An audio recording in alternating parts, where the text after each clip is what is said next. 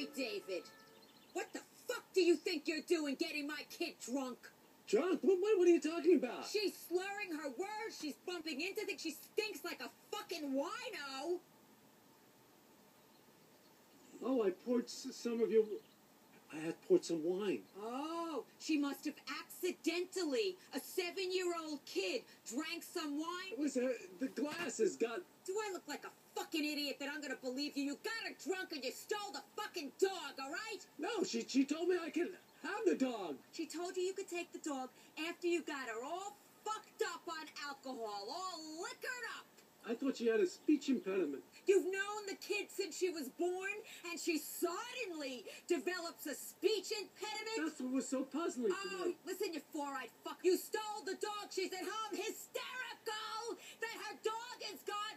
I don't know what you did to him. Maybe you brought him for some, like, animal testing or something. You